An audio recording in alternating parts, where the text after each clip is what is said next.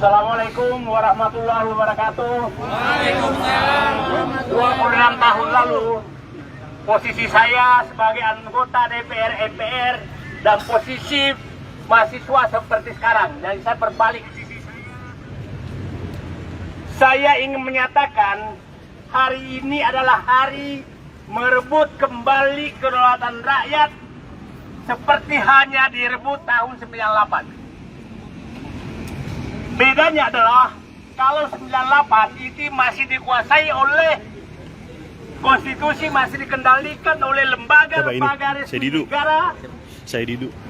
Sekarang konstitusi digunakan oleh satu keluarga dari Solo untuk kepentingan keluarganya. Itu yang berbeda. Kita sudah dua kali ribut di gedung ini hanya mengurus anak dari satu keluarga dari Solo. Pada saat Pilpres kemarin, kita persoalkan terkait dengan umur calon wakil presiden, anak Presiden Jokowi. Hari ini, kita persoalkan lagi anak kedua beliau, anak ketiga beliau, anak bungsu beliau tentang umur calon gubernur. Apakah kita harus menunggu juga cucunya untuk kita persoalkan lagi?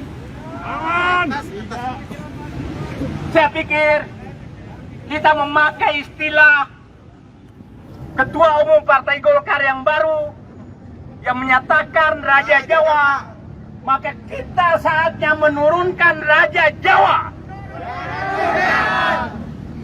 Raja Jawa menurut pengertian Bahlil Lahadalia.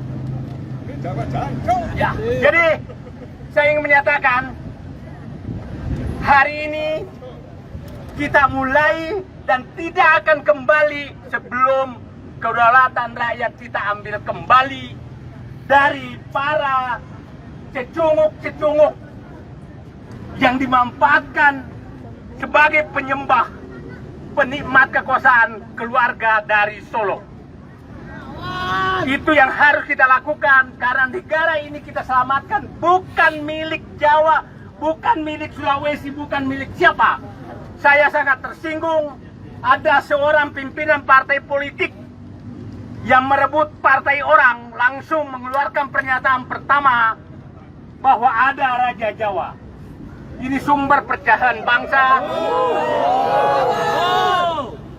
Saya orang-orang luar Jawa sangat tersinggung dengan pernyataan itu dan saya pikir orang Jawa juga sangat tersinggung dengan pernyataan itu.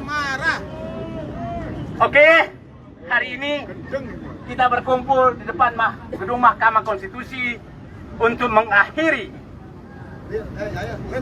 terpenjaranya, terambilnya konstitusi untuk dimanfaatkan oleh satu keluarga dari Solo. Bersedia?